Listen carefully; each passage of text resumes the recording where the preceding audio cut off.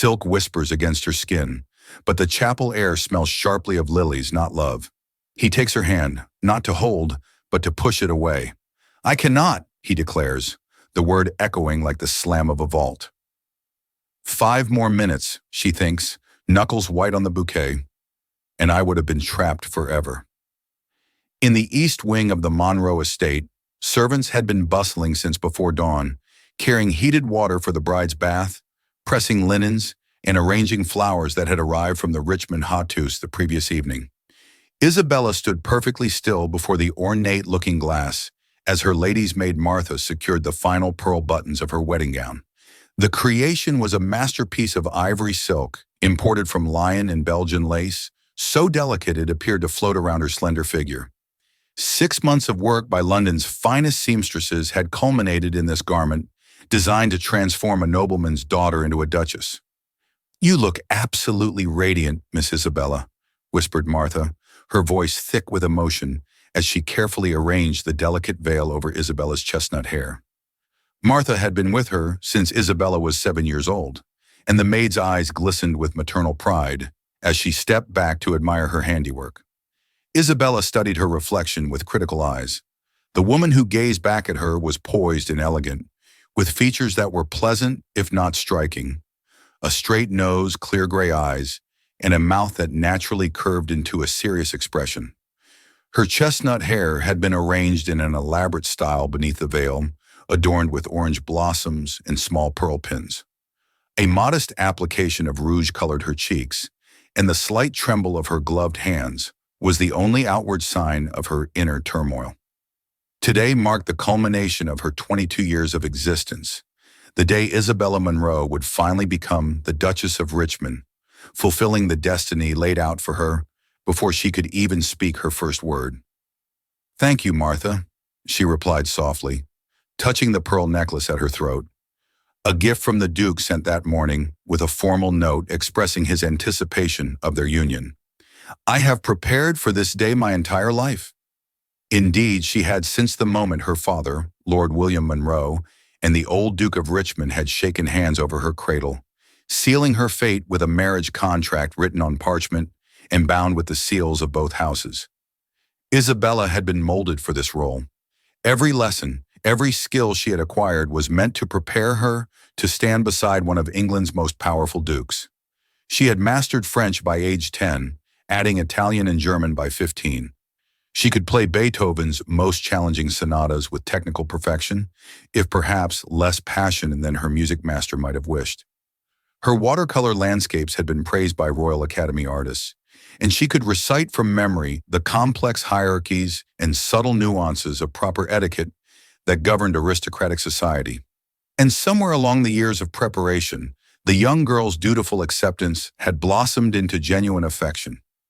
She had met Edward Richmond only a handful of times, always in strictly chaperoned settings, formal dinners, a garden party at his country estate, once at the opera in London, where he had commented favorably on her French.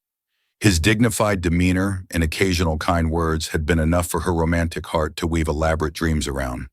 In the privacy of her journal, she had practiced signing her new name, Isabella Richmond, Duchess of Richmond. The elegant script a testament to her hidden excitement. "The carriage awaits, miss," announced the butler Simmons from the doorway. His usually impassive face betrayed a hint of pride as he beheld the bride. "Lord Monroe is ready to escort you." Isabella took a deep breath, steadying her nerves. Martha carefully draped the floor-length veil over her face, a symbolic barrier between the maiden she had been and the woman she was about to become. "You'll make a fine duchess, Miss Isabella," Martha whispered as she made a final adjustment to the train. "The finest Richmond has ever seen." The journey from the Monroe estate to the Richmond Ancestral Chapel took 20 minutes by carriage. The morning fog had begun to lift, revealing glimpses of the lush April countryside coming into bloom.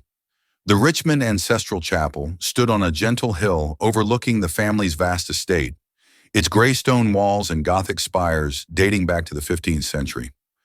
As Isabella's carriage approached, she caught glimpses of England's most prestigious families entering the stone church. Ladies in their finest gowns and elaborate hats, gentlemen in formal morning attire, with gleaming top hats and walking sticks. The cream of English society had gathered to witness the union of two great houses. Isabella's heart raced beneath her tightly laced corset. Through the carriage window she saw the Duke of Wellington himself, hero of Waterloo, ascending the chapel steps. Cabinet ministers, peers of the realm, even distant royal cousins, all had come to see Isabella Monroe fulfill the promise made at her birth. The carriage came to a stop before the chapel's ancient oak doors. Her father, Lord William Monroe, a stern man of 50, whose business acumen had elevated their family's status beyond their relatively recent title, stood waiting to help her descend. His salt and pepper hair was impeccably groomed, his expression one of satisfaction rather than paternal affection. "Today you fulfill your duty to our family," he said as he offered his arm, his usual greeting replacing any fatherly words of tenderness or pride. The marriage would cement the Monroes' place in society, bringing their merchant wealth into the aristocratic fold through an alliance with one of England's oldest titles. "Yes, father," Isabella replied dutifully, though inside her heart sang with secret joy. For her today was about more than duty or family advancement. It was about beginning her life with Edward, the man who had occupied her thoughts for years. The chapel doors swung open to reveal the interior, transformed by hundreds of white roses and burning tapers. The assembled guests, nearly 300 of England's elite, rose to their feet as the string quartet began the wedding march. The ancient stone walls seemed to hold their breath as Isabella took her first step down the aisle on her father's arm, her gaze fixed on Edward's broad shoulders at the altar ahead. He stood tall and proud in his formal attire, his aristocratic profile handsome against the backdrop of stained glass windows depicting his ancestors' military victories. The morning light filtered through the colored glass, casting a multicolored glow upon the scene. Isabella was halfway down the aisle when she noticed her 17-year-old sister, Charlotte, seated in the front row. The younger Monroe daughter looked particularly lovely in a gown of pale blue silk that complemented her fair coloring, her golden curls arranged fashionably beneath a hat adorned with forget-me-nots. Charlotte caught her eye and smiled, but something in that smile, a knowing gleam perhaps, or a hint of secretive triumph, made Isabella's step falter momentarily. Lord Monroe's grip on her arm tightened, urging her forward. The last few steps to the altar seemed to stretch endlessly as Isabella's heart pounded with anticipation. Finally, they reached the front of the chapel, where the elderly vicar waited with an open prayer book. Lord Monroe placed Isabella's hand on the prayer book, symbolically giving his daughter to the church and to her husband. As Isabella took her place beside the groom, Edward finally turned to face her. She expected to see warmth in his eyes, perhaps even admiration, as he beheld his bride for the first time on their wedding day. Instead, his expression was cold, distant, and determined. A chill that had nothing to do with the stone chapel's perpetual coolness ran through Isabella's veins. Before the vicar could speak the first words of the marriage service, Edward raised his hand in a gesture of interruption. "I must address the congregation," he announced, his voice echoing through the suddenly silent chapel. Isabella stood frozen, still clutching her bouquet of white roses, lees, and myrtle. The scent of the flowers suddenly seemed cloying, overwhelming. "I cannot proceed with this union," Edward declared, each word falling like a stone into still water, sending ripples of shock through the assembled guests. Gasps and murmurs rose from the pews as fans fluttered with increased vigor. "I have come to realize that such an important decision as marriage must be based on more than mere agreements made in my infancy." Isabella felt the blood drain from her face as Edward stepped away from her side. The distance between them, merely inches in physical space, seemed to stretch into an unbridgeable chasm. "Miss Charlotte Monroe," he continued, turning toward Isabella's younger sister, "has captured my heart with her vivacity and youth. It is she whom I wish to make my duchess." Charlotte rose from her seat in the front pew, a flush of triumph coloring her cheeks as she met Edward's gaze. The shock that rippled through the congregation was palpable. Ladies reached for their smelling salts. Gentlemen exchanged glances of scandalized interest, and the vicar's prayer book slipped from his stunned fingers to land with a thud on the stone floor. But none of these reactions penetrated the fog of humiliation and betrayal that enveloped Isabella. The pain that stabbed through her heart was physical in its intensity, stealing her breath and blurring her vision. "This is outrageous," Lord Monroe bellowed, stepping forward with his face contorted in fury. We have a contract, Richmond, a binding agreement between our families. A contract I am willing to honor financially, Edward replied coldly, turning to face his almost father-in-law, with the confidence of a man whose title and wealth made him virtually untouchable. Double the dowry will be transferred to your accounts by week's end as compensation, but I will not bind myself for life to a woman when I prefer another. Even you, Lord Monroe, with your mercantile background, must understand the value of choosing the superior option when it presents itself. The deliberate reference to Lord Monroe's trading past, a source of both wealth and social insecurity, was a calculated insult that further inflamed the situation. Several of Lord Monroe's friends stepped forward in support. While the Richmond connections closed ranks around Edward, Isabella stood motionless amidst the growing chaos, her carefully constructed world crumbling around her. The pitying glances from the assembled guests, the furious flush on her father's face, Charlotte's barely concealed look of victory, all of it swirled around her in a nightmarish tableau from which there was no escape. "Here's Isabella," Edward said, finally addressing her directly, his voice lowered so that only she and those nearest could hear. "You are an accomplished woman, and I'm certain you will make some gentleman a suitable wife. But your sister possesses the youth and spirit better suited to be my duchess. I'm certain you understand the practical considerations. Practical considerations. As if her 22 years made her somehow less valuable than Charlotte in 17. As if the devotion she had cultivated, the skills she had perfected, the dreams she had nurtured meant nothing compared to her sister's pretty face and flirtatious manner. With dignity she hadn't known she possessed, Isabella handed her bouquet to Martha, who had rushed to her side from where the servants observed at the back of the chapel. "I understand perfectly, Your Grace," she replied, her voice remarkably steady despite the earthquake within. "You have made your preferences quite clear." She unfastened the pearl necklace from her throat, his gift delivered that very morning, and held it out to him. "I believe this belongs with your chosen duchess." Edward looked momentarily disconcerted by her composure, perhaps having expected tears or pleading. He took the necklace automatically, seeming uncertain for the first time in the proceedings. Isabella then turned to Charlotte, who at least had the grace to lower her eyes momentarily.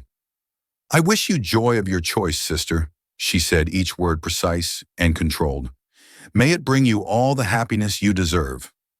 The subtle emphasis on the last word was not lost on Charlotte, whose triumphant smile faltered slightly. With that, Isabella gathered her elaborate train over one arm and turned away from the altar, head held high despite the tears threatening to spill. She walked back down the aisle alone. The same path she had traveled moments before as a bride now became her route of retreat, each step measured and dignified despite the whispers that followed her like a poisonous fog. Jilted at the altar for her own sister. At 22, practically on the shelf already, the Richmond curse strikes again. These fragments of gossip, which would soon spread throughout London society like wildfire, seemed to hang in the air around her. Isabella Monroe, who had always followed every rule, fulfilled every expectation, now found herself the central figure in what would undoubtedly become the scandal of the season. Outside, away from the curious eyes of society, Isabella finally allowed herself to stumble. The April sunlight seemed a mockery of the darkness that had descended upon her life. Her carefully cultivated composure, maintained through years of training in proper behavior, shattered as the enormity of the humiliation washed over her. Miss Isabella," Martha called, rushing after her with a cloak to shield her from both the spring chill and prying eyes. "Please let me take you home." "Not home," Isabella managed through trembling lips, the first tears beginning to spill onto her cheeks. "I cannot face those walls right now, knowing how father will look at me, as the daughter who failed in her only duty. Take me to Aunt Agatha's townhouse in London. She at least will understand what it means to be deemed insufficient by a man." Martha nodded, signaling frantically to the Monroe coachman, who had been waiting to transport the newly married couple to the wedding breakfast. He quickly brought the carriage around, helping Isabella inside, while Martha shielded her from the first curious onlookers beginning to emerge from the chapel. As the carriage pulled away from the chapel, Isabella caught a final glimpse through the window of Edward and Charlotte standing together on the steps, already looking like the perfect ducal couple, as the guests swarmed around them with renewed excitement. The scandal would be enormous, but Edward's Vardinunmantian title and Charlotte's youth and beauty would eventually smooth over the impropriety. Society always forgave the young, the beautiful, and the powerful.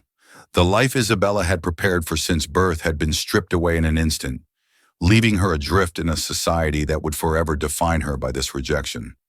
The carefully arranged marriage that was to have been her crowning achievement had become her greatest humiliation. The skills she had acquired to be the perfect duchess now seemed as useless as a ship's sail in a desert. At 22, Isabella Monroe had become a cautionary tale. The woman rejected by the Duke of Richmond, abandoned at the altar for her younger sister. And as the carriage rattled over the country roads toward London, toward the uncertain sanctuary of her aunt's home, she had no idea how to begin again. The journey to London stretched before her like her new future, unknown, unplanned, and terrifying in its emptiness. The wedding gown that had been designed to mark her transformation into a duchess now felt like a costume.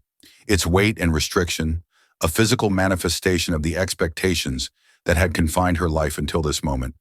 As the Richmond estate disappeared behind them, Isabella allowed herself something she had never permitted before: the freedom to weep openly with the abandonment of a woman who had lost everything she had been raised to value.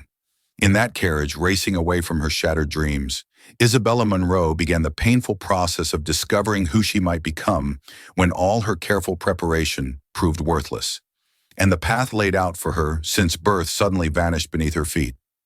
The carriage journey from Richmond Estate to London was a blur of green countryside, gradually giving way to the sprawling metropolis. Isabella sat in numb silence, her wedding gown a cruel reminder of all she had lost. As London's buildings began to appear, the reality of her situation settled upon her shoulders like a physical weight. She was no longer a bride-to-be, no longer the future Duchess of Richmond. She was now something far worse in Victorian society, a woman rejected, an object of pity and gossip. By the time the carriage rolled onto the cobblestones of Grosvenor Square, Isabella had composed her exterior, though her heart still thundered with pain and humiliation. Martha helped straighten her veil and wiped away the traces of tears, though nothing could be done about her reined eyes. "Remember, miss, you've done nothing wrong," Martha whispered as the carriage came to a stop. "Hold your head high." Aunt Agatha's London townhouse stood as a dignified testament to refined independence, its white Portland stone facade and black row iron railings setting it apart from its neighbors. Unlike most women of her station, Lady Agatha Harcourt had never married, choosing instead to live by her own means after inheriting a substantial fortune from her father. At 62, she had long since ceased to care about society's whispers regarding her unmarried state. The carriage door opened, and Isabella found herself face to face with Aunt Agatha herself, who had apparently been watching from her drawing room window, tall and angular, with silver hair arranged in an unfashionably simple style. Lady Agatha Harcourt cut an imposing figure on her doorstep. Her sharp eyes took in Isabella's wedding attire, the carriage devoid of wedding guests, and her niece's devastated expression. With the quick intelligence that had allowed her to navigate society on her own terms for decades, she pieced together the situation immediately. "Absolutely disgraceful," Aunt Agatha declared, not waiting for an explanation as she helped Isabella from the carriage.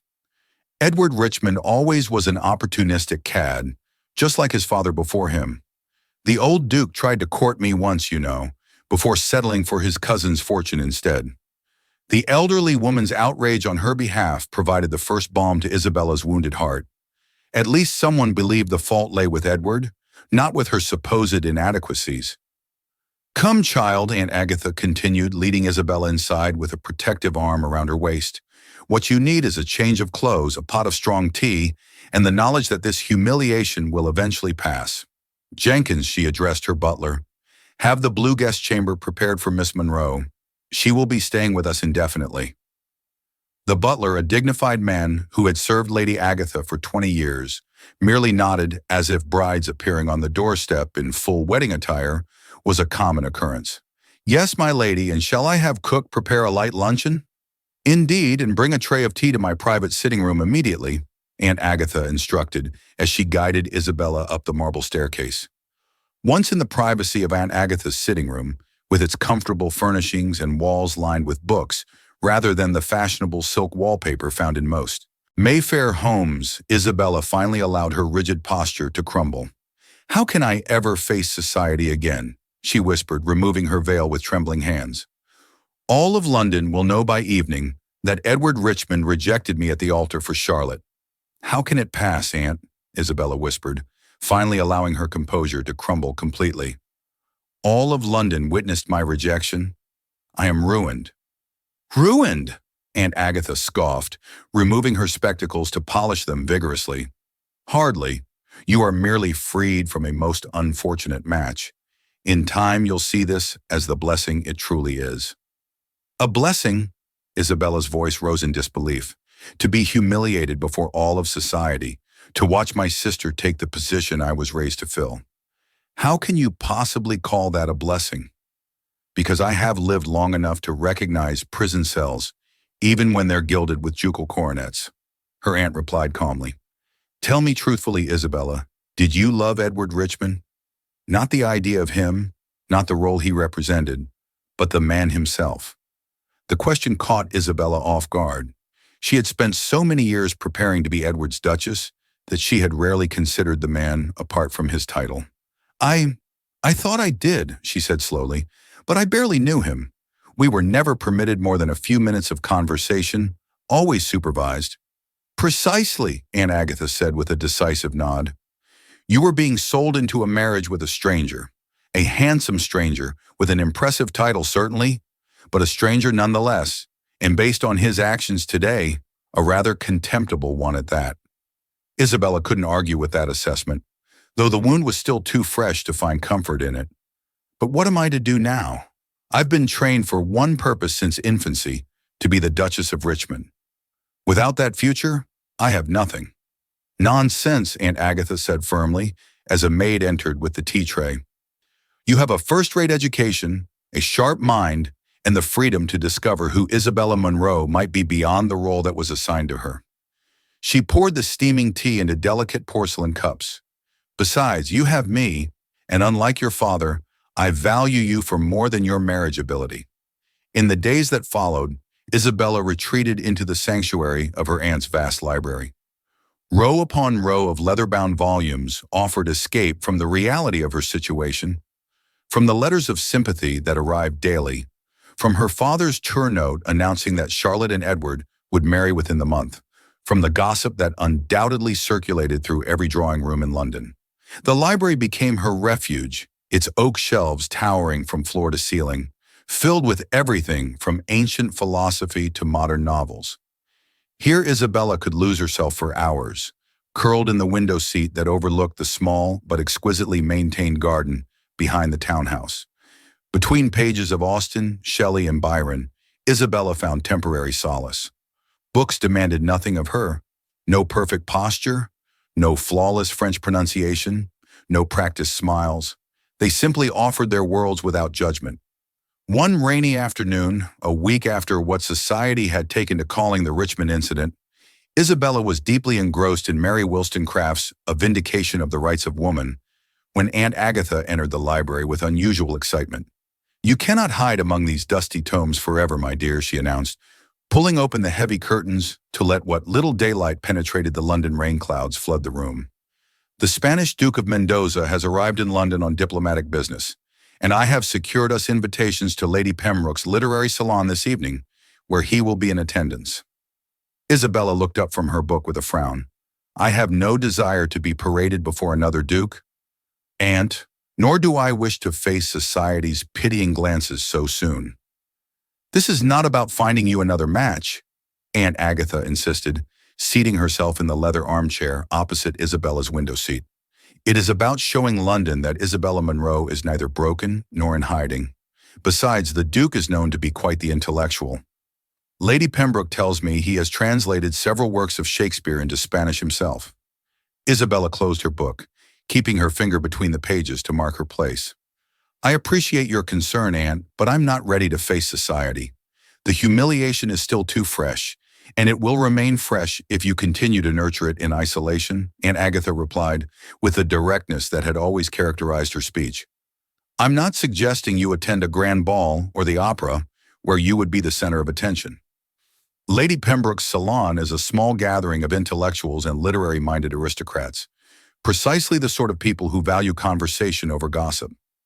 Isabella hesitated, her natural inclination to withdraw, warring with the growing tedium of her self-imposed isolation. What would I even wear? I brought nothing with me except my wedding clothes. Aunt Agatha smiled, recognizing the question as tentative acceptance. I've already instructed my dressmaker to send over several ready-made gowns that can be quickly altered to fit you. Nothing extravagant, simple, elegant attire suitable for a young woman of quality who values substance over ostentation. Despite her reluctance, Isabella found herself dressed in a simple gown of deep blue silk that evening, its modest cut and minimal embellishment, a stark contrast to the elaborate wedding dress that now lay wrapped in tissue paper in the back of her wardrobe. Aunt Agatha had been insistent, and in truth, Isabella was beginning to tire of her own company and melancholy thoughts. Lady Pembroke's salon was held in the tastefully appointed drawing room of her townhouse on Berkeley Square. Unlike the glittering balls of the season, where hundreds of guests crowded into ballrooms under blazing chandeliers, the salon was mercifully intimate. Only 20 guests gathered to discuss literature and ideas, rather than gossip and marriage prospects. Still, Isabella felt the weight of curious glances as she entered the room on her aunt's arm. Her story had undoubtedly reached every ear in London by now, embellished with each retelling. She kept her chin high, drawing on reserves of dignity she hadn't known she possessed. Lady Harcourt, Miss Monroe, Lady Pembroke greeted them warmly, a kindness in her eyes that suggested genuine sympathy rather than morbid curiosity. In her 50s, with a reputation as a blue-stocking tempered by impeccable social credentials, Lady Pembroke was known for her literary interests and her disinclination toward malicious gossip. How delightful that you could join us. We are discussing the merits of the Romantic poets. This evening, Mr. Wordsworth's latest publication has sparked quite the debate. Isabella nodded politely, steeling herself against the inevitable whispers. To her surprise, however, most guests seemed genuinely engaged in the literary debate rather than in her scandal. Perhaps Aunt Agatha had been right about this particular gathering. She found herself drawn into a conversation about Byron's child, Harold, with an elderly professor from Oxford and a middle-aged woman who had published several volumes of poetry under a male pseudonym. The discussion was stimulating, requiring enough concentration that Isabella momentarily forgot her personal troubles. Señorita, may I offer a different perspective on Lord Byron's work? The deep voice with its distinct Spanish accent came from behind her. Isabella turned to find herself looking up into the most striking face she had ever encountered. The man who addressed her stood tall with olive skin, intelligent dark eyes, and features that appeared to have been sculpted by a Renaissance master. His formal attire was impeccably tailored, but subtly different from English fashion, the cut more continental, the fabric richer in texture. Your Grace, Lady Pembroke said, appearing at Isabella's side with remarkable speed. Allow me to present Miss Isabella Monroe and her aunt, Lady Agatha Harcourt. Ladies, His Grace, Alejandro de Mendoza, Duke of Valencia. The honor is mine, the Duke said, bowing elegantly. Unlike most English aristocrats who treated such gestures as perfunctory social requirements, there was a fluid grace to his movement that suggested genuine respect. I could not help overhearing your defense of Byron's child, Harold. Your insights were most compelling. Isabella felt color rise to her cheeks. After weeks of being the subject of pitying glances and whispered conversations, to be addressed as an intellectual equal was unexpectedly refreshing. You are too kind, Your Grace. I merely suggested that his portrayal of disillusionment speaks to universal human experience rather than mere personal indulgence, as Professor Harrington contends. Precisely why it resonates across cultures, Alejandro agreed, his dark eyes lighting with intellectual engagement. In Spain, we too understand the beauty of melancholy, what we call la tristes dulce. Sweet sadness, Isabella translated softly. The Duke's eyebrows rose in surprise. You speak Spanish, Miss Monroe. Only a little, she admitted. I focused more on French and Italian in my studies, but I've always been fascinated by languages. Still impressive, he said with a smile that transformed his serious face, revealing a slight dimple in his left cheek. Perhaps you might help me better understand some of your English idioms during my stay in London. I find myself frequently confused by your curious expressions. For the first time since her wedding day, Isabella felt the ghost of a genuine smile touch her lips. I would be happy to assist your grace, though I warn you that English is filled with contradictions, as are most worthwhile things in life, he replied, his dark eyes holding hers, for a moment longer than propriety strictly allowed. The conversation shifted to the Duke's diplomatic mission, negotiations regarding Spanish wine imports following recent changes in English tariffs, but maintained an intellectual quality that Isabella found engaging. Unlike the superficial exchanges she was accustomed to with English gentlemen, who rarely discussed serious matters with young ladies, the Duke spoke to her as if her opinions had genuine value. In Madrid, ladies frequently participate in political discussions, he explained when she expressed surprise at his willingness to discuss trade policy with her. My own mother served as an unofficial advisor to the royal court on matters of international relations. I find the English custom of relegating women to discussions of weather and fashion rather limiting. Many English ladies would agree with you, Your Grace, Isabella replied, though few English gentlemen seemed to share your perspective. As the evening progressed, Isabella found herself engaged in the most stimulating conversation she had experienced in years. The Duke was not only well-read, but possessed a perspective entirely different from the London gentleman she had known. He spoke of literature as something lived rather than merely studied, and listened to her opinions with genuine interest rather than polite tolerance. I must confess, Miss Monroe, he said as the gathering began to disperse. When I agreed to attend this salon, I expected polite academic discussion. I did not expect to find a kindred spirit. Nor did I, Isabella admitted. It has been refreshing. Perhaps you would consider showing me the British Museum tomorrow, he asked. I am told their collection of classical antiquities is unrivaled, and I would value a knowledgeable companion. Before Isabella could respond, Aunt Agatha appeared at her side, having observed the extended conversation with evident satisfaction. My niece would be delighted, Your Grace, she declared. Shall we say 11 Warnos? I would, of course, accompany them as chaperone.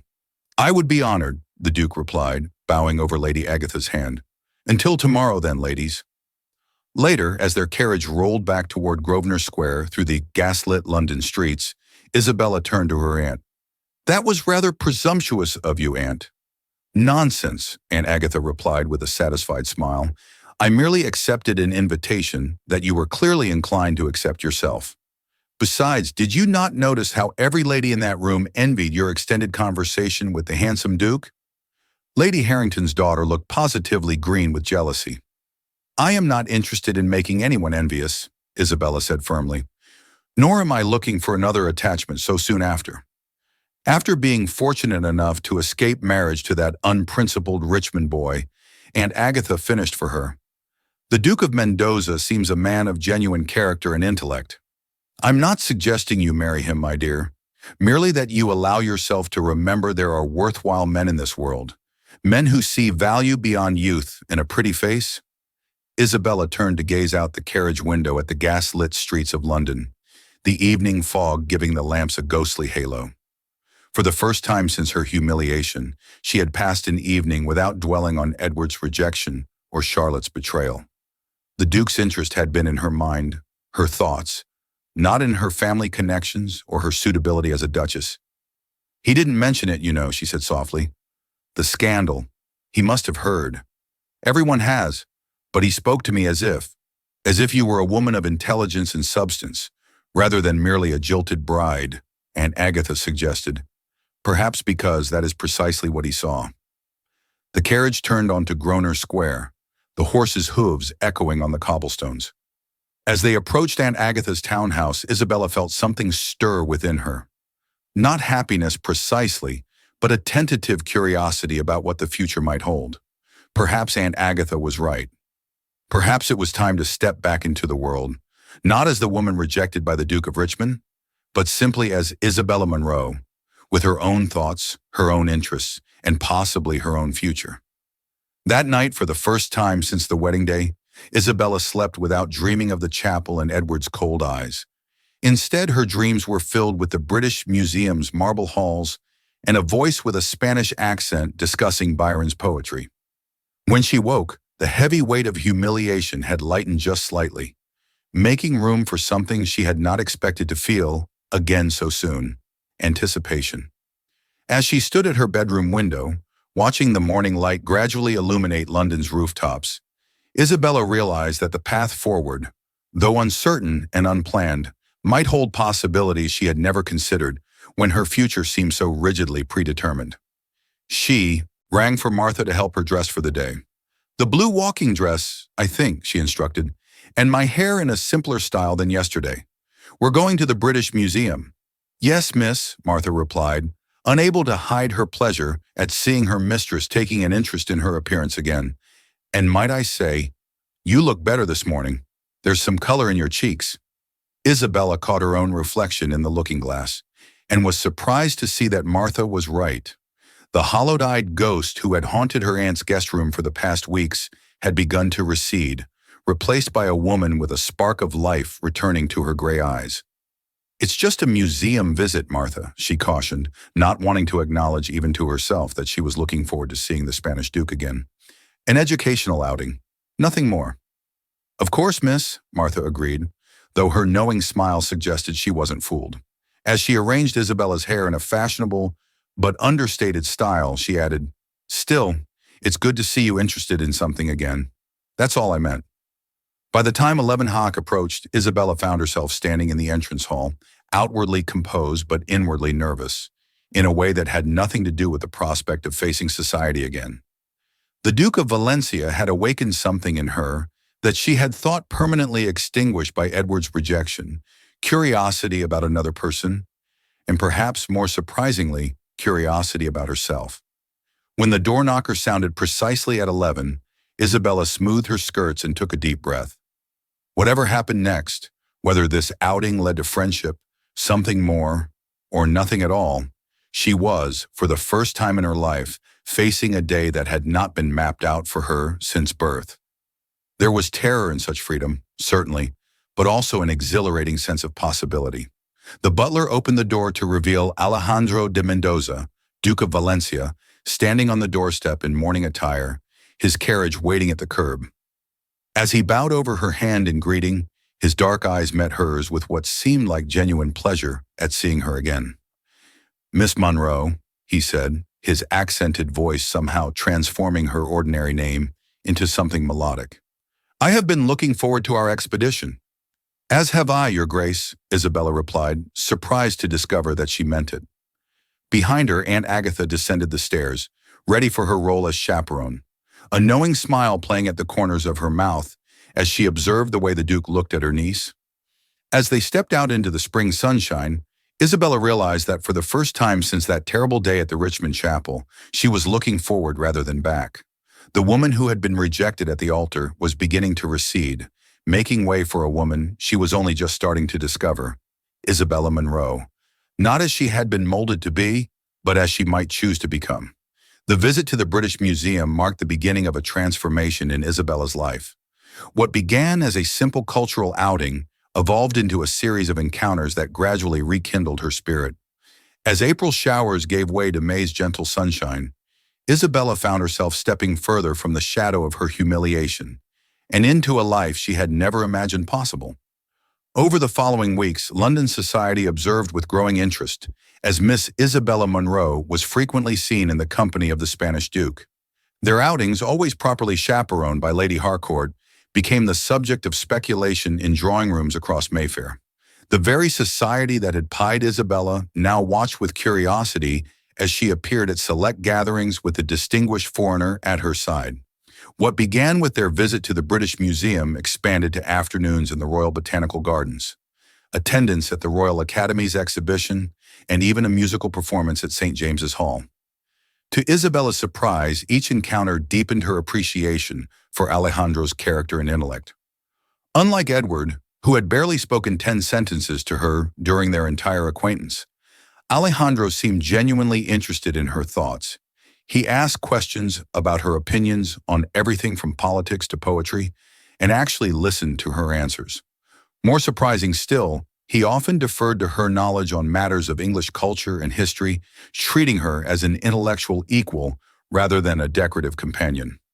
One particularly fine May afternoon found them strolling through Kew Gardens with Aunt Agatha following at a discreet distance. The spring blooms were at their peak, filling the air with fragrance and painting the landscape in vibrant colors that seemed to reflect Isabella's gradually reawakening spirit. In Spain, Alejandro told her as they paused beside a particularly beautiful arrangement of exotic flowers. "We have a saying, Val. Buento grandezas, a good understanding is worth more than great riches." "That's lovely," Isabella replied, watching a butterfly alight on a nearby bloom, though I imagine many in English society would disagree, as would many in Spanish society. Alejandro admitted with a wry smile that transformed his serious features. "The nobility is not so different across borders. I'm afraid we are all taught to value lineage and fortune above character. And yet you seem to have escaped that particular lesson, Your Grace," Isabella observed, noting how he had greeted the gardener's children with the same courtesy he showed to the royal botanist they had encountered earlier. "Perhaps because I learned early that titles offer no protection against life's tragedies," he said, his expression growing serious. "My parents died when I was 14, a boating accident off the coast of Valencia. I inherited the Duke far too young, with only my grandfather's guidance to see me through." "I'm so sorry," Isabella said softly, touched by this glimpse into his past. In their many conversations, he had shared little about his personal history, focusing instead on ideas and observations. "It shaped me," Alejandro continued, absently twirling a fallen blossom between his fingers. "Made me understand that life is unpredictable and precious. We must seize happiness where we find it, not where convention dictates it should be." They walked in comfortable silence for a moment, passing beneath a trellis heavy with climbing roses. The scent enveloped them, sweet and intoxicating in the warm afternoon air. "May I be bold, Miss Monroe?" Alejandro asked suddenly, pausing beneath the canopy of blossoms. Isabella felt her heart quicken. "You may. I know of your recent situation," he said carefully. "London talks of little else, I'm afraid. But I want you to know that I see it as the Duke of Richmond's great misfortune, not yours." Isabella stopped walking, her cheeks flushing with embarrassment. Of course he knew. Everyone knew. She had foolishly begun to hope that perhaps he had somehow missed the gossip, or that he didn't care about it. But now the humiliation she had gradually been setting aside threatened to engulf her once more. "You need not offer kind falsehoods, Your Grace," she said stiffly, retreating behind the polite mask she had perfected over years of training. "I am well aware of how society views a rejected bride." "I offer no falsehoods," Alejandro replied firmly, his dark eyes holding hers with an intensity that made it impossible to look away. "Only my own observation that a man who would humiliate a woman of your intelligence and grace reveals his own profound lack of judgment. Not yours." His words, spoken with such conviction, broke through a barrier Isabella hadn't realized she'd built. For weeks, she had carried the unspoken belief that she must somehow have been lacking. Too plain, too serious, too old at 22 compared to Charlotte's 17 years. "Thank you," she whispered, blinking back unexpected tears. Alejandro reached for her gloved hand, a gesture that would have been improper had Aunt Agatha not been distracted by an exotic plant several yards away. "In Spain, we also believe that sometimes fate leads us through darkness, only to reveal a brighter path," he said softly. "Perhaps your Richmond was merely an obstacle on your true journey." The warmth of his hand through her glove sent an unfamiliar, but not unwelcome sensation through Isabella. She should withdraw her hand. Propriety demanded it, but for once she allowed herself to defy convention. They stood thus for a moment, connected by that simple touch, while butterflies danced around the roses above them, and London society seemed very far away. The following day, Isabella was still dwelling on that moment in the garden, when Jenkins, Aunt Agatha's butler, entered the library, where she had been attempting to read. "A letter for you, miss," he announced, presenting it on a silver salver. Isabella recognized the handwriting immediately, her mother's elegant script. With trepidation, she broke the seal, wondering what news from home awaited her. The letter began with familiar formalities but quickly came to its purpose. The Countess of Harrington was hosting her annual grand ball the following evening, and Lady Monroe expected Isabella to attend with Aunt Agatha. More concerning still, the letter mentioned that Edward and Charlotte would be there, their first public appearance as husband and wife since their hastily arranged wedding 2 weeks prior. "I cannot possibly attend," Isabella told her aunt over luncheon, placing the letter beside her plate. "They will be there as husband and wife." "Precisely why you must go," Aunt Agatha insisted, setting down her fork with a decisive click against fine porcelain. "If you hide away, you confirm every whisper that you are devastated beyond recovery. Besides," she added with a knowing smile, "I have it on good authority that the Duke of Mendoza will be in attendance." "How do you know that?" Isabella asked, surprised.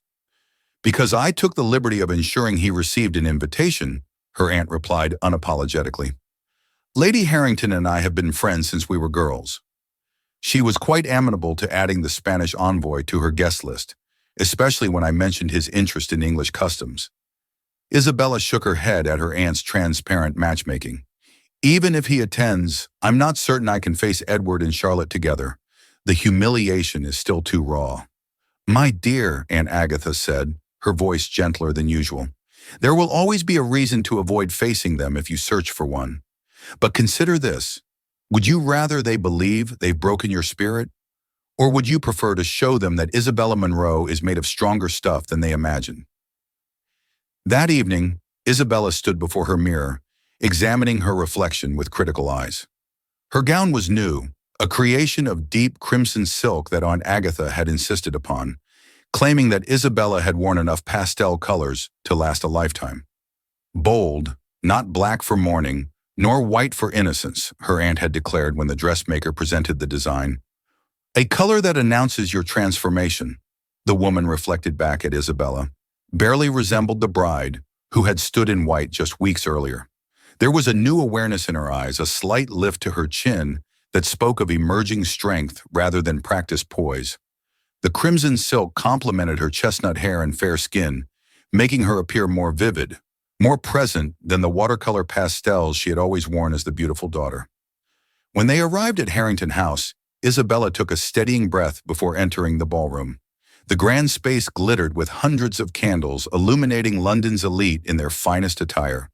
The moment she appeared in the doorway on Aunt Agatha's arm, conversations faltered and heads turned in her direction. "Courage, my dear," Aunt Agatha murmured. "Remember who you are becoming, not who you were told to be." Isabella nodded, scanning the room until her eyes found what they unconsciously sought. Alejandro, standing near a column, his formal attire distinctly Spanish in cut and style. When he saw her, his face lit with a smile that somehow made the whispers around them fade into insignificance. He crossed the room to bow before her. "Miss Monroe, you are a vision tonight." "Thank you, Your Grace," she replied, suddenly aware of every eye upon them, of the assessment and speculation taking place behind fans and raised champagne glasses. "Would you do me the honor of reserving the first waltz for me?" he asked. Before she could respond, a familiar voice cut through her consciousness. "Isabella, how unexpected to see you here." Edward Richmond stood before her, Charlotte on his arm.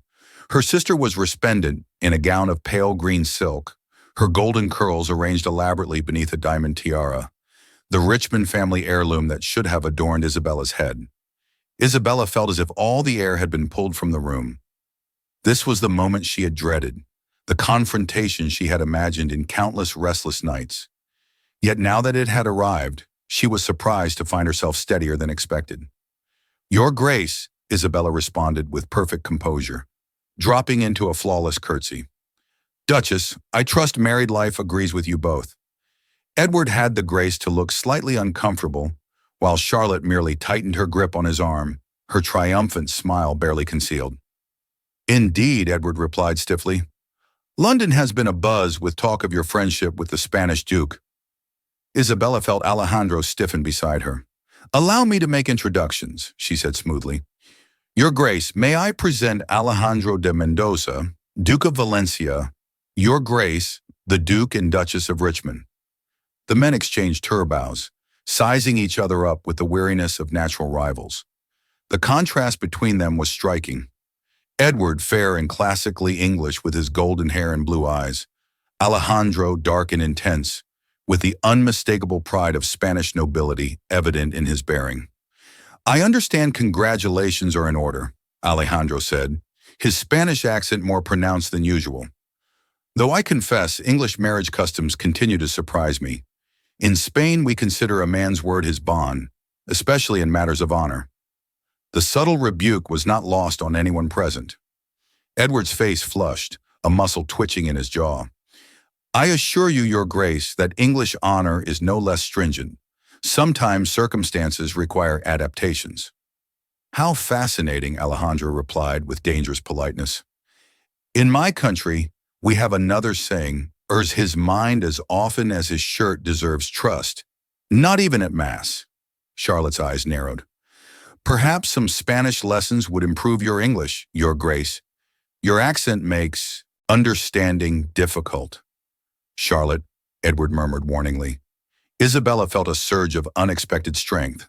The sister who had betrayed her, the man who had humiliated her, they suddenly seemed smaller than she remembered, less intimidating. His Grace speaks 5 languages fluently, Duchess. How many do you speak now? Charlotte's face flushed with anger. But before she could respond, the orchestra began the opening notes of a waltz. I believe this is our dance, Miss Monroe, Alejandro said, offering his arm. As he led her onto the floor, Isabella felt a weight lifting from her shoulders. The couple they left behind no longer held power over her happiness.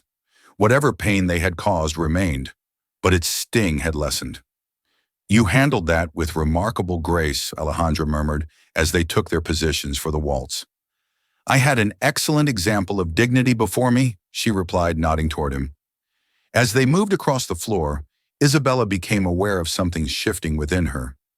A final release of the life she had been prepared for, and an opening to possibilities she had never permitted herself to imagine. The gaze of society followed them, noting how well they moved together, how the Spanish Duke looked at his partner with undisguised admiration.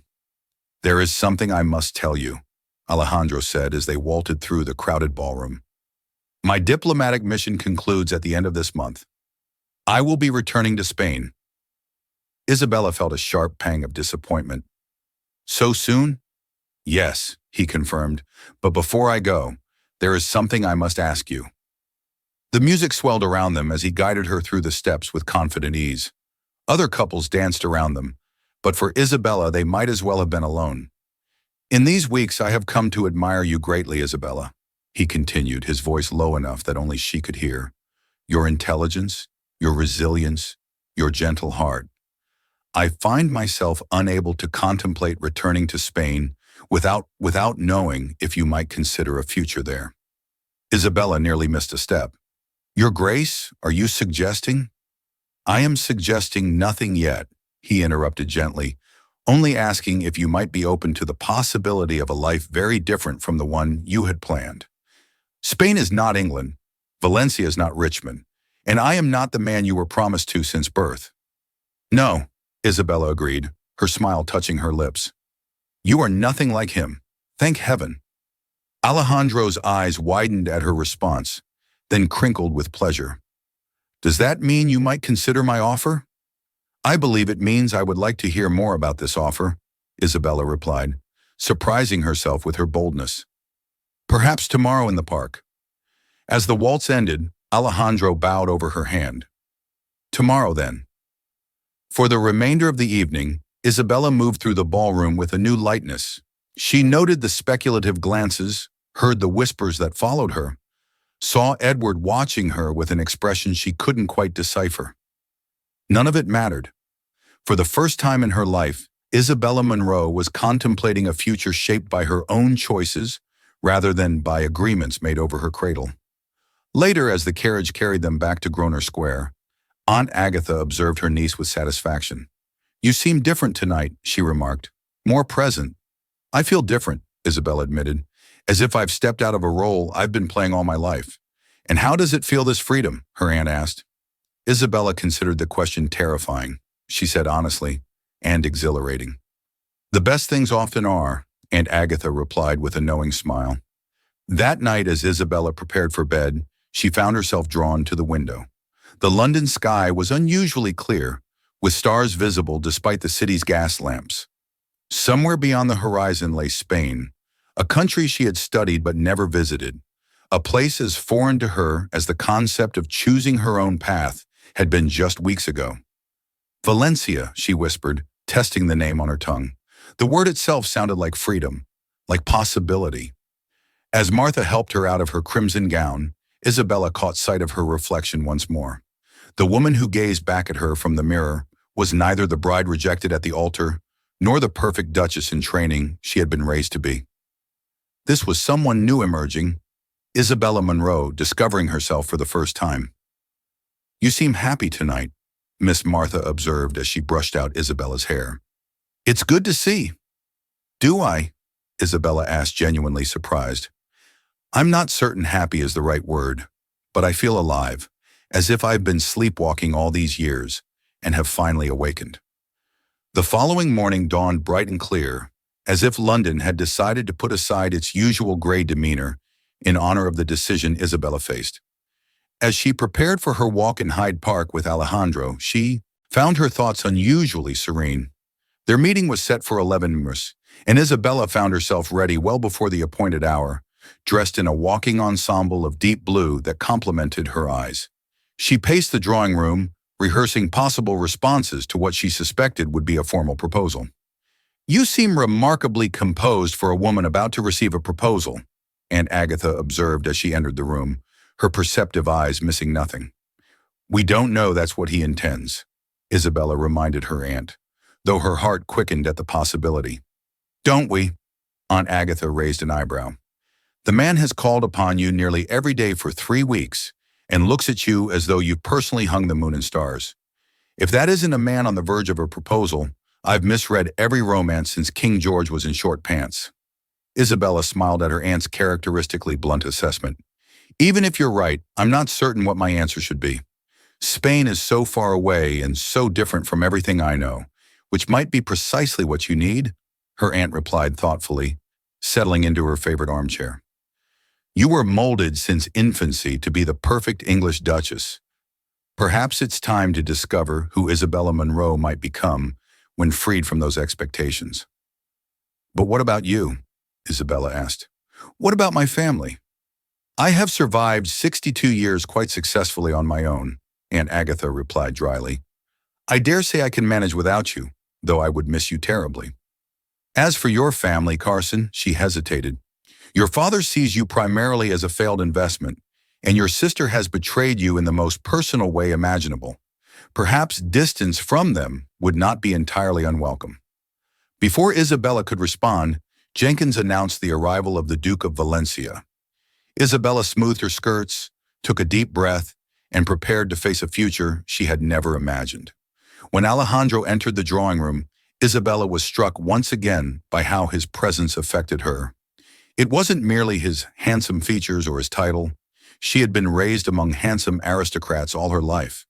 Rather, it was the quality of his attention, the sense that when he spoke with her, she was truly seen. "Miss Monroe," he said, bowing over her hand. "Lady Harcourt, you both look radiant this morning. Flattery will get you everywhere." "Your Grace," Aunt Agatha replied with unusual warmth. "Now, shall we proceed to the park? I understand it's particularly lovely this time of year." They walked through Hyde Park at a leisurely pace, Aunt Agatha maintaining a discreet distance behind them, close enough for propriety, far enough for private conversation. The park was filled with fashionable Londoners taking their morning exercise, many of whom observed the trio with undisguised curiosity. "I've been thinking about what you said last night," Isabella began when they reached a secluded bend in the path overlooking the Serpentine. "And I have been thinking of little else," Alejandro admitted. "Perhaps I was too forward. If so—" "I know," Isabella interrupted gently. "You weren't too forward. In fact, your honesty has been refreshing. All my life, I've lived with careful words and hidden meanings. You speak directly, and I value that more than I can express." Alejandro smiled, visibly relieved. "Then may I continue to be direct?" When Isabella nodded, he reached into his coat and withdrew a small leather case. "This belonged to my mother," he said, opening it to reveal an exquisite ring, a deep blue sapphire surrounded by diamonds. In Spain, we consider sapphires symbols of loyalty and truth. Values I have found abundantly in you, Isabella. He took her hand, his expression solemn yet filled with warmth. I did not come to England seeking a bride. I came on diplomatic business, expecting nothing more than tedious negotiations and formal dinners. Instead, I found a woman of extraordinary character, intelligent, kind, and stronger than even she knows. Isabella felt tears gathering in her eyes as he continued. I know this is sudden. I know Spain is not your home, and that my proposal comes at a time when you are still healing from betrayal.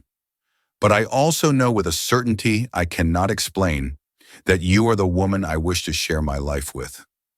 He knelt before her there on the gravel path, heedless of his immaculate trousers. Isabella Monroe, would you do me the great honor of becoming my wife, not because of arrangements made in your childhood, but because we choose each other freely as equals? Time seemed to still around them, the gentle lap of water against the lake shore, the distant calls of children playing. The rustle of leaves overhead all faded into insignificance as Isabella looked into the eyes of the man before her. In that moment of perfect clarity, Isabella realized that the answer had been forming within her heart since their first meeting. Alejandro had entered her life when she believed herself defined by rejection and had instead helped her discover her own worth beyond the role she had been raised to fill. The woman who had been betrayed at the altar was not the same woman who stood in the park today. In just a few short weeks, Isabella had begun to shed the layers of conditioning that had shaped her entire existence. With Alejandro, she glimpsed the possibility of a life built on mutual respect and genuine affection, rather than duty and social expectation. Yes, she whispered, then more firmly. Yes, I will marry you, Alejandro. His face transformed with joy as he rose to slip the ring onto her finger. It fit perfectly, as if it had been made for her hand alone. For you have made me the happiest of men, he said, raising her gloved hand to his lips. From behind them came the sound of applause. Aunt Agatha, abandoning all pretense of not eavesdropping, approached with a broad smile. Well done, Your Grace, she declared. I was beginning to fear I'd need to drop more obvious hints. Aunt, Isabella protested, blushing furiously. What? I'm an old woman with no time for unnecessary delays, Aunt Agatha replied unapologetically. Now, shall we discuss wedding plans? I suggest a small, elegant ceremony before you depart for Spain. No sense giving the gossips more time to wag their tongues. As they walked back through the park, arm in arm, Isabella was conscious of the curious glances directed their way. By evening, all of London would know that the woman rejected by one duke had captured the heart of another, more distinguished one. The narrative was too romantic, too satisfying for even the most cynical socialites to resist. But for Isabella, the true story was far more significant than any gossip could capture. In choosing Alejandro, and in being chosen by him, she had taken the first step toward defining herself on her own terms. The journey ahead would lead her far from the path that had been laid out for her since birth, across oceans to a land she had never seen. Yet as she looked up at the man beside her, she felt not fear but anticipation. The life awaiting her in Spain was unknown, but it would be her own, a life chosen rather than assigned, a future built on love rather than duty. As they reached the park gates, Isabella caught sight of a familiar carriage passing by. The Richmond crest emblazed on its door. Through the window she glimpsed Edward's profile, his attention focused on some document in his hands, unaware of her presence. A month ago, such an encounter would have filled her with pain and humiliation. Today she felt only a faint echo of those emotions, overshadowed by gratitude. Had Edward not rejected her, she would never have discovered her own strength. Had he not chosen Charlotte, Isabella would never have found Alejandro. Sometimes she reflected as they continued their walk. What appears to be a cruel twist of fate is merely the beginning of a better story. The news of Isabella Monroe's engagement to the Spanish Duke spread through London society with remarkable speed. By evening, every drawing room buzzed with the story, how the woman rejected by one duke had captured the heart of another, more distinguished one. The narrative was too romantic, too satisfying for even the most cynical socialites to resist. Even the Morning Post carried a small announcement the following day. noting the fortuitous alliance between an esteemed English family and Spanish nobility. For Isabella, however, the days following her engagement existed in a separate reality from society's gossip. Each morning brought a fresh awareness of the sapphire that now adorned her hand. Not a symbol of duty like the pearls Edward had given her on their wedding day, but a token of genuine affection and mutual choice. Lord Monroe, upon receiving Alejandro's formal request for Isabella's hand, responded with characteristic pragmatism. "A Spanish dukedom is certainly acceptable," he wrote in his reply, delivered by messenger to Aunt Agatha's townhouse, "though I trust the financial arrangements will be thoroughly documented before any ceremony takes place." Isabella read her father's letter with a mixture of amusement and resignation. "He hasn't changed," she told Alejandro, as they sat together in Aunt Agatha's drawing room, reviewing their plans for the small wedding that would take place before their departure for Spain. "Everything remains a transaction to him. Then we must be grateful that our marriage will be something far more meaningful," Alejandro replied, his hand covering hers. "In Spain, we have a tradition of lazares matrimoniales, 13 gold coins the groom gives to the bride during the ceremony, symbolizing his commitment to her welfare. I would give you 13,000 if it meant securing your happiness, but I suspect your happiness cannot be purchased with gold." "No," Isabella agreed softly, "it cannot. Though I confess I'm curious about all. The Spanish traditions will incorporate into our ceremony. We will blend the best of both our cultures." Alejandro promised, just as we will in our life together. The wedding preparations proceeded with remarkable speed, guided by Aunt Agatha's efficient hand. A small ceremony at St. George's in Hanover Square was arranged for the first week of June, allowing just enough time for a proper announcement and the gathering of necessary documents. But not so long that London society would have excessive opportunity to speculate or interfere. "A month is rather quick," Isabella had worried when Aunt Agatha first proposed the timeline. "Nonsense," her aunt had replied. "It's perfectly respectable for a woman of your age, particularly given the circumstances. Besides, the Duke's diplomatic duties require his return to Spain. Would you prefer a long engagement conducted primarily through correspondence?" Isabella had to admit she would not. After spending her entire life waiting to fulfill a predetermined destiny, the idea of further delay held little appeal. As the wedding day approached, Isabella found herself settling into a strange new reality. Her days were filled with preparations, selecting a modest but elegant trousseau suitable for the Spanish climate, studying books about her future home, and practicing her Spanish with Alejandro's patient guidance. Her evenings often included small social gatherings where she and her fiancé were the objects of intense curiosity and increasingly genuine good wishes. "You seem happy," observed Lady Pembroke during one such gathering, a musical evening at which Isabella had just performed a Spanish folk song that Alejandro had taught her. "Genuinely happy, not merely resigned or composed." "I am," Isabella replied, surprised by the realization. "I never expected to find such joy after that Richmond boy's foolishness." Lady Pembroke supplied when Isabella hesitated. "My dear, sometimes the greatest blessings arrive disguised as disappointments. I suspect in 10 years' time you'll look back on that day at the altar as the most fortunate escape of your life." 3 days before their wedding, scheduled as a modest ceremony at St. George in Hanover Square, an unexpected visitor arrived at Lady Harcourt's townhouse. "The Duke of Richmond requests an audience with Miss Monroe," the butler announced with evident disapproval. Isabella, who had been reviewing Spanish phrases with Alejandro's patient guidance, looked up in surprise. "Edward is here alone," the butler confirmed with a significant glance. Isabella exchanged a look with her aunt, who nodded grimly. "Show him into the small parlor, Simmons. I shall receive him there." "Are you certain?" Alejandro asked, concern evident in his expression. "I could accompany you." "No," Isabella decided after a moment's consideration. "This is a conversation I need to have alone, to properly close that chapter of my life." Alejandro's dark eyes searched hers. "As you wish, but I will be close by if you need me." Isabella touched his cheek gently. "I know that makes all the difference." Edward stood stiffly by the window when Isabella entered the parlor, his back to the door as he gazed out at the square. The afternoon sun illuminated his golden hair and broad shoulders. the same figure that had once dominated her dreams and expectations. He turned at the sound of the door, and she was struck by how diminished he seemed compared to her memories. Still handsome, still aristocratic, but somehow less imposing than the man who had occupied her imagination for years. "Isabella," he began, then corrected himself. "Miss Monroe, thank you for agreeing to see me." "What brings you here, Your Grace?" Isabella asked, maintaining a polite distance. She deliberately kept her left hand with Alejandro's sapphire ring visible as she clasped her hands before her. Edward's eyes flickered to the ring before returning to her face.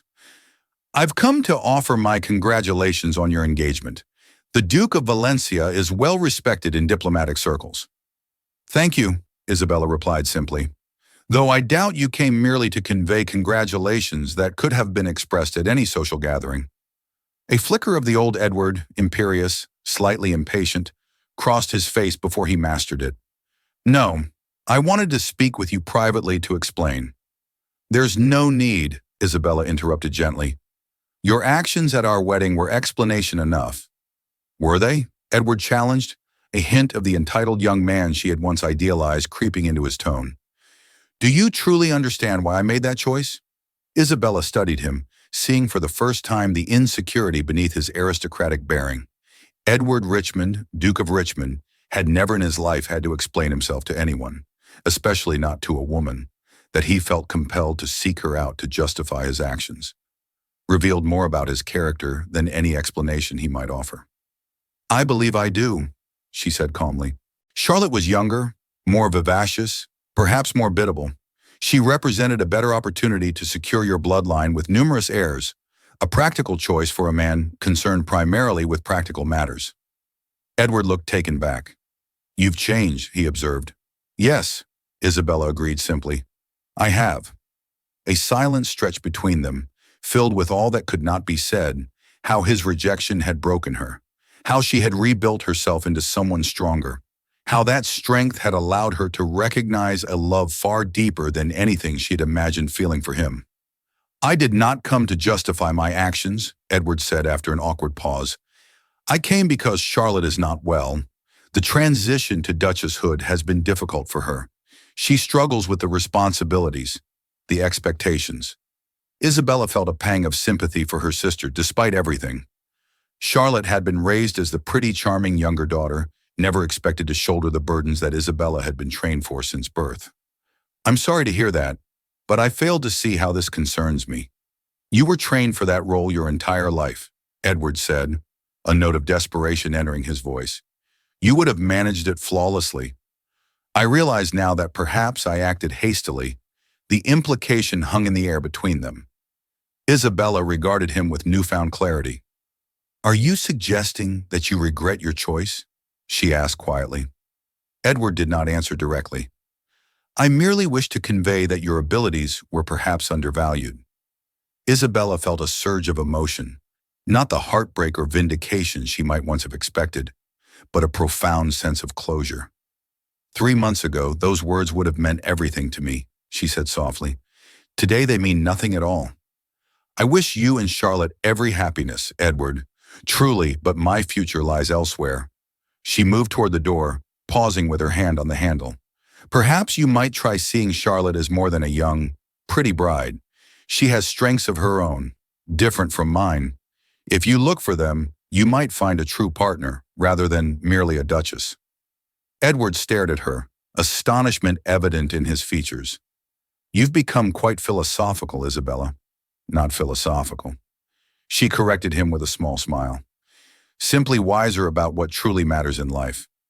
"Good day, Your Grace." As she closed the door behind her, Isabella felt the last weight of her former life lift from her shoulders. In the drawing room, she found Alejandro waiting anxiously with Aunt Agatha, who made no pretense of disinterest in the unexpected visit. "All is well?" Alejandro asked, searching her face. "All is perfect," she assured him, taking his hands in hers. "I am exactly where I am meant to be." The morning of Isabella's wedding dawned clear and bright, as if nature itself approved of the union about to take place. Unlike the elaborate preparations for her first wedding, this morning was marked by a calm intimacy. Martha helped her into a simple gown of ivory silk, new with no associations to her previous wedding, while Aunt Agatha supervised the arrangement of orange blossoms in her hair. No veil this time, Isabella had decided. I want nothing hidden between us. St. George's, Hanover Square, was modestly filled with a select group of London's elite, Aunt Agatha's friends, a few diplomatic associates of Alejandro, and a small representation from the Monroe family. Lord and Lady Monroe sat stiffly in the front pew, their expressions a mixture of resignation and calculation. Charlotte was conspicuously absent, having pleaded a sudden illness that prevented her attendance. As the organ played, Isabella walked down the aisle on her father's arm, her steps sure and her heart steady. Unlike the first time she had traversed this path, today she moved not toward a stranger and a duty, but toward a man she had chosen, and who had chosen her. Alejandro waited at the altar, his dark eyes never leaving her face as she approached. When Lord Monroe placed her hand in his, Isabella felt not the transfer of property from one man to another, but the joining of equals embarking on a shared journey. The ceremony proceeded without interruption or hesitation. When the priest asked, "Who giveth this woman to be married to this man?" Lord Monroe answered with formal correctness, but Isabella knew the truth. She gave herself freely and with clear eyes. As she spoke her vows in the sunlit church, her gaze never left Alejandro's face, the face of a man who had chosen her for herself, not for duty or bloodlines or social expectations. When he slipped the gold band onto her finger to join the sapphire engagement ring, his hands were steady and warm.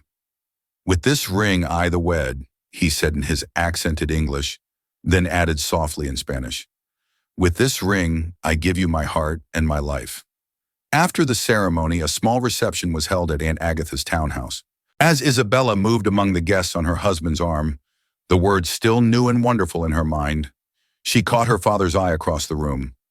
Lord Monroe raised his glass slightly in acknowledgement, his expression inscrutable. It was as close to a blessing as she would receive from him, and Isabella found that it was enough. "Are you happy, my dear?" Aunt Agatha asked as the reception drew to a close. "More than I ever imagined possible," Isabella replied honestly. "Then my work here is done," her aunt declared with satisfaction, "though I shall expect detailed letters from Spain and perhaps a visit when you've settled in." "You will always be welcome," Alejandra assured her, bowing over the elderly woman's hand. "Without you, I might never have found my Duchess." "Oh, you would have found her," Aunt Agatha replied with a knowing smile. "Some things are simply meant to be." 3 days later, Isabella Monroe, now Isabella de Mendoza, Duchess of Valencia, stood on the deck of the ship that would carry them to Spain. The English coastline was gradually receding behind them, growing smaller with each passing minute. As their ship sailed from England's shores toward the sun-drenched coasts of Spain, Isabella stood on the deck beside her husband, watching her homeland fade into the distance. The June breeze carried the scent of salt and promise, ruffling the loose tendrils of hair that had escaped her bonnet. "Any regrets?" Alejandro asked softly, his arms secure around her waist. Isabella turned to look at him, this man who had recognized her worth when she had nearly forgotten it herself. In the weeks since their first meeting, she had discovered in him not only a keen intellect and honorable character, but a tenderness that had helped heal the wounds of her humiliation. "None," she replied with perfect honesty. "England was my past. You are my future." As the ship caught the wind and surged forward toward the Mediterranean, Isabella felt a profound sense of peace. The path that had seemed so fixed from her infancy had taken an unexpected turn, leading her not to the life she had been prepared for, but to the one she was meant to live. The southern Spanish sun would be different from London's gentle light. The language, customs, and expectations of her new homeland would challenge her in ways she had never anticipated. But with Alejandro by her side, Isabella faced this new chapter not with fear, but with excitement. She had entered the world as a girl promised to a duke since birth. She left England as a woman who had chosen her own destiny, and in that choice, Isabella Monroe, now Isabella de Mendoza, Duchess of Valencia, had found not just love, but her true self. The voyage to Spain took 8 days, during which Isabella discovered she had an unexpected affinity for sea travel. While many of the passengers remained in their cabins, suffering from seasickness, She spent hours on deck, fascinated by the ever-changing face of the ocean and the vast expanse of sky above them. "You would have made a fine explorer in another life," Alejandro observed as they stood at the rail one evening, watching the sunset paint the water in shades of gold and crimson. "Perhaps in this life I still can be," Isabella replied.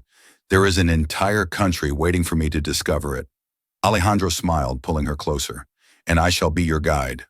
Though I warn you, once you've seen Valencia, you may never wish to leave." "Tell me about our home," Isabella requested, leaning into his embrace. "You've described the palace and the grounds, but what of the people? What of our daily life there?" As twilight deepened around them, Alejandro painted a picture of their future with words. The ancient stone walls of the Palacio de Mendoza, overlooking the Mediterranean. The orange groves that filled the air with fragrance in spring. The staff who had served his family for generations and would welcome her as their new duchess. "My steward Rodrigo has been with us since before I was born," he told her. "His wife, Elena, runs the household. They have been preparing for your arrival with great enthusiasm. I believe Elena has already planned menus for the first month to introduce you to Spanish cuisine gradually." "They sound wonderful," Isabella said, touched by the thought of strangers taking such care for her comfort. "They are family," Alejandro corrected gently. "As you will be. In Spain, the bonds between noble houses and those who serve them run deeper than in England. Generations of Mendozas and generations of their people, living and working together through war and peace, prosperity and hardship." On the final day of their voyage, the Spanish coastline appeared on the horizon, a golden line beneath a brilliant blue sky. As they drew closer, Isabella could make out the port city of Valencia, its ancient walls and towers gleaming in the afternoon sun. "Welcome to Spain, my love," Alejandro murmured, his arm around her waist as they stood at the ship's rail. "Welcome home." The word resonated within her. Home? Not the home she had been raised in, nor the Richmond estate she had been prepared to preside over, but a new home of her own choosing. As the ship maneuvered into the harbor, Isabella felt a surge of anticipation and joy. On the dock, a welcoming party awaited them. Alejandro's younger brother, Miguel, several local officials, and a contingent of servants in the Mendoza livery. The greeting was warm and effusive, with rapid Spanish that challenged Isabella's still-developing comprehension. "They are saying how beautiful you are," Alejandro translated as they rode in an open carriage through the city streets toward the Mendoza Palace. "And how fortunate I am to have found an English rose to bring to Spanish soil." Isabella smiled, taking in the sights and sounds of her new home, the narrow streets with their balconed buildings, the markets filled with produce she had never seen in England, the cathedral spires rising against the blue sky. Everything was bathed in a golden light that seemed to make colors more vivid, sounds more musical, life itself more intense than in the muted grays of London. The Palacio de Mendoza stood on a hill overlooking the city and the sea beyond, its golden stone walls gleaming in the late afternoon sun. As their carriage passed through the massive iron gates and into a courtyard filled with fountains and orange trees, Isabella felt a sense of rightness, of belonging that surprised her. "What do you think?" Alejandro asked, watching her face as she took in the palace that would now be her home. "It's beautiful," Isabella replied honestly. "More beautiful than I imagined." A line of servants stood waiting to greet them, headed by an elderly couple, Rodrigo and Elena, the steward and housekeeper Alejandra had spoken of. They welcomed Isabella with formal bows and warm smiles, their Spanish slow and clear for her benefit.